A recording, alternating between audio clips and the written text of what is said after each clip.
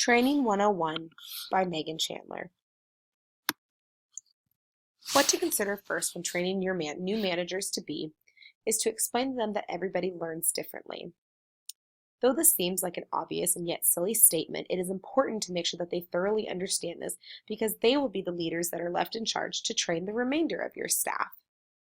And in order for a company to run as smooth as possible, everybody must understand that learning differently is very important. To begin with, explaining the 7 perspectives of psychology is important, though it may seem irrelevant. The 7 perspectives of psychology will have your new managers to be understanding that when there is a problem that is given, everybody may view the problem differently and therefore come up with a different solution. Learning theories will help your staff because they will figure out how they learn best, and not only how they learn best, but then they will have multiple ways to be able to teach your new staff new things that they'll learn. And this will be beneficial because they will have different tools instead of teaching the way that they know best, which is how they learn. For example, somebody may be more of a behaviorist learner, which they do best with a reward and a punishment type environment. The 5 points of training that this program would offer to managers would be a display of each learning theory. One would be rewards and punishments. This was the behaviorism theory. This says you can allow your staff to pick and adjust their schedules if you allow a flexible work schedule. This could be a reward to the staff that is on time, has turned in their work, is attending meetings, and they are performing their skills and tasks up at the 110% level. A punishment would be normally a discipline that falls under write-ups or demotions, and if the behavior does not improve, it leads to termination. This is a very typical yet very simple discipline type, a discipline that would occur in a normal job facility. Scaffolding. Scaffolding is important because daily meetings must occur, and scaffolding is when you have continuously had information poured into your brain, and what we do is we eventually start building this information upon itself.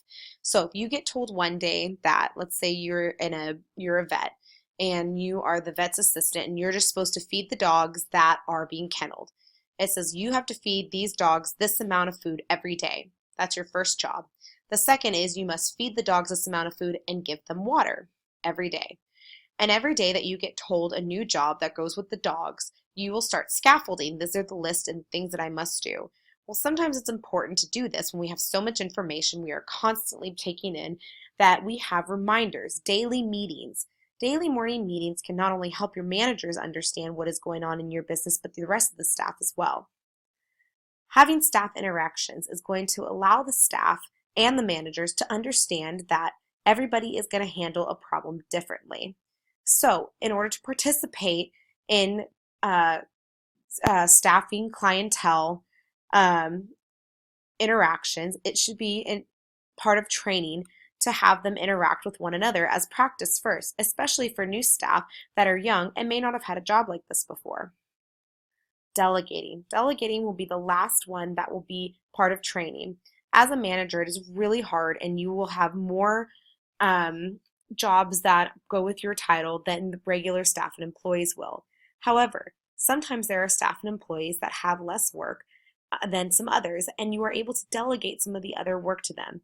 This is not only important training for you, but it's important training for your staff because then they're going to start getting better at the business and they'll start wanting to work more as a team and less as an individual.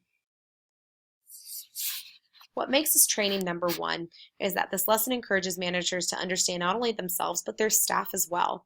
And with understanding their staff, they're going to get better results and better work done, and the environment's going to be more comfortable.